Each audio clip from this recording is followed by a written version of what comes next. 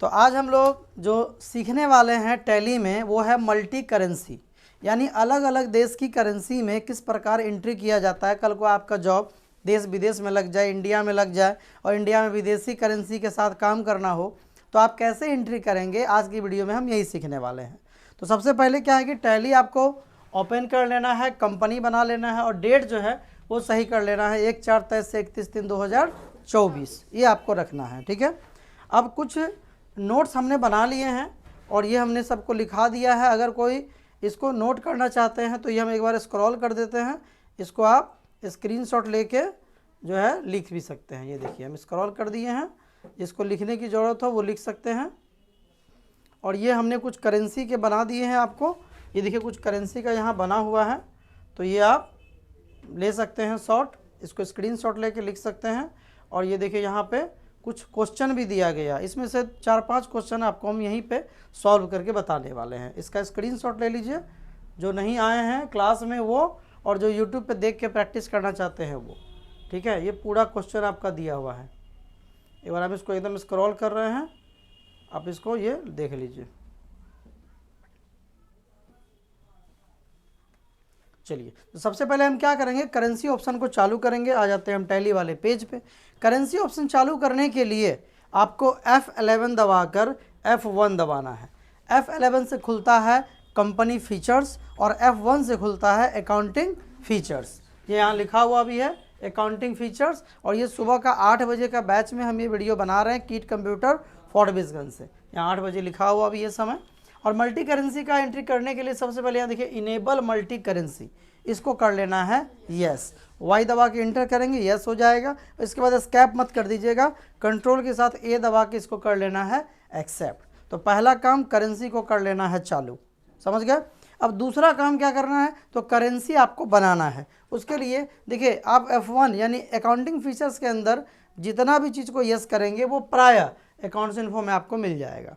तो accounts info में जाएंगे, उसके बाद कहाँ जाना है, करेंसीज के अंदर, जिसका शॉर्टकट है R।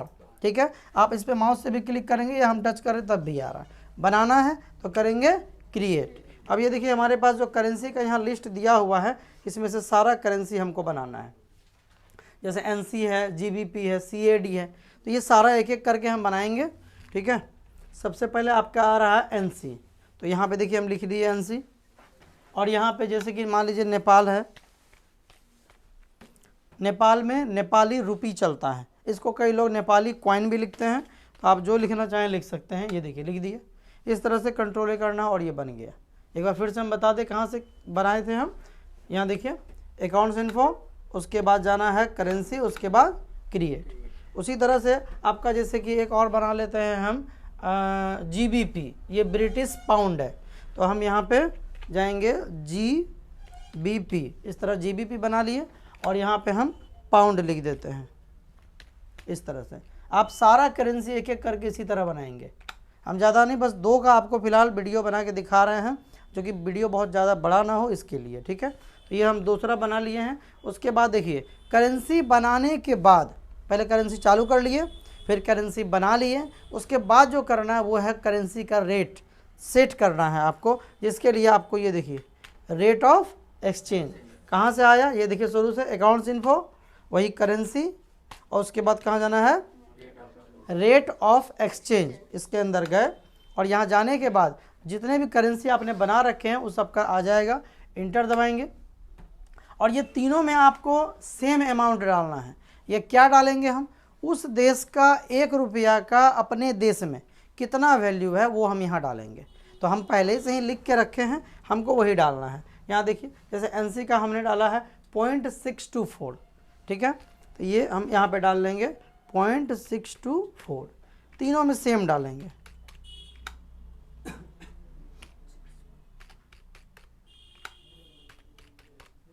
तीनों में सेम डाल दिए। उसी तरह हम दूसरा बनाए थे पाउंड, तो ये आपका जो पाउंड है उसका था 104 रुपये 73 पैसा, यानी अगर आप 1 पाउंड कमाते हैं तो उसका वैल्यू इंडिया में 104 रुपये 73 पैसा होगा। समय के अनुसार ये घटता बढ़ता रहता है, तो यहाँ डालेंगे 104 रुपया 73 पैसा। ये अलग अलग क्या है इसको भी हम किसी और वीडियो में कवर करेंगे। ठीक है, किसी और क्लास में हम बता देंगे। 104 रुपया 73 पैसा, 100 उल्टा हो गया, ओहो, जीबीपी ऊपर था ना, 104 रुपये 73 पैसा, 104 रुपये 73 पैसा, और यहाँ पे हो जाएगा 0.624। एक्चुअली ये अल्फ़ाबेट के हिसाब से अरेंज कर लेता है अपने आप को, ठीक है। फिलहाल हम 2 बना के दिखा रहे हैं आपको। इसी तरह सारा एंट्री आपको बनाना है। पहला करेंसी को चालू कर लेना है, दूसरा करेंसी का रेट करेंसी बना लेना है, तीसरा करेंसी का रेट सेट करना है। 3 काम हो गया। उसके बाद आप एंट्री कर सकते हैं, अब कोई प्रॉब्लम नहीं है। तो हम चले जाते हैं एंट्री करने के लिए। कहाँ जाएंगे? अकाउंटिंग वाउचर के अंदर। चलिए अब एनसी और पाउंड वाला जो क्वेश्चन है उसको हम यहाँ पे आपको सॉल्व करके दिखा देते हैं। यहाँ देखिए, कहता है deposit cash into SBI 2 lakh NC, deposit cash into SBI 2 lakh NC, ठीक। तो अब हम यहाँ क्या करेंगे, सबसे पहले हम अब देखिए कैश जमा करना है तो कौन सा वाउचर बना है? कंट्रा वाउचर। कैश बैंक में जमा करना है तो कौन सा वाउचर बनेगा? तो यहाँ 4 में गए हम हैं, और यहाँ पे हम क्या ले लेते हैं? कैश। कितना रुपया? 20,000 था कि 2 लाख था?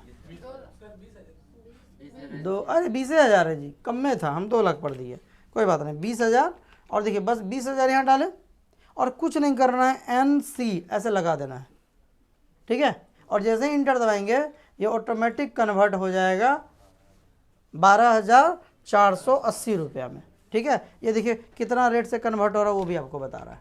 और ये पैसा कहाँ जमा करना है हमको? SBI में। SBI, और SBI किस में जाएगा? Bank account. बैंक हमेशा कोई भी बैंक में ही जाता है। आगे एक्सेप्ट कर लेंगे, कोई दिक्कत है इसमें? नहीं है। जैसे दूसरा सवाल आपका आता है कि paid salary RS 100 GBP, 100 GBP, यही ना हम बनाए थे, ठीक है। तो अब हम यहाँ पे देखिए ये कौन वाउचर बनेगा? पेमेंट वाउचर में F5 गए, और यहाँ हम बनाएंगे सैलरी। सैलरी किस में जाएगा? Indirect expense. किस में जाएगा? Indirect expense. कितना था? 100 GBP, यही था ना। तो ये जैसे ही इंटर दबाएंगे तो 100 GBP का कितना हो जाता है? 10,473 रुपये, ठीक है। ये हम यहाँ पे ले लिए, और यहाँ पे कैश। समझ में आया? इस तरह से पूरा एंट्री आपको एक एक करके बनाना है, ठीक है। अब हम ये बताइए कि इसको स्टॉप कर देते हैं कि पूरा बना ही दे, हम सोचे आप लोग से बनवाते हैं।